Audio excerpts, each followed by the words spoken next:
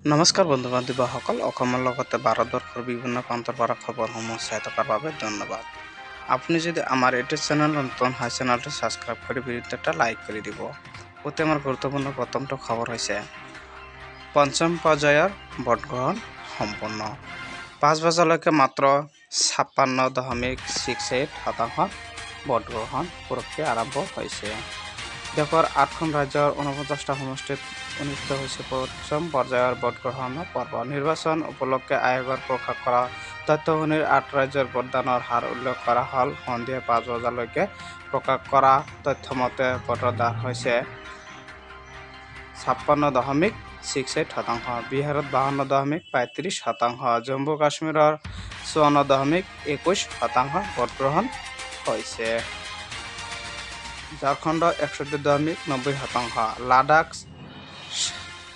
66.15%, মহাৰাষ্ট্ৰত 48.66%, উৰিষ্যাত 60.55%, উত্তৰ প্ৰদেশ 55.80%, পশ্চিমবংগ 73.00% ভোটগ্ৰহণ প্ৰক্ৰিয়া কমপ্লিট হৈছে। অতি আমাৰ গুৰুত্বপূৰ্ণ পৰৱৰ্তী খবৰ।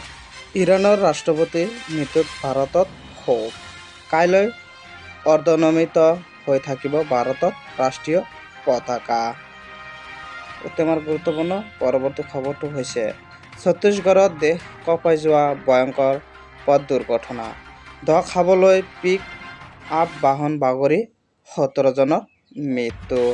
30 জনকৈ লোক আছিল যান-বাহনখনত। ছত্তীশগড়ত দেশ কঁপাই যোৱা ভয়ংকৰ পথ দুৰ্ঘটনা। ধক হাবত পিকআপ বাহন বাগৰি 17 জনৰ মৃত্যু। নিহতসকলৰ ভিতৰত 16 গৰাকী মহিলা আছিল। 30 জনকৈ লোক আছিল যান-বাহনখনত। কবৰদা জিলাৰ বনপানী এলেকাত এই পথ দুৰ্ঘটনা সংঘটিত হৈছে।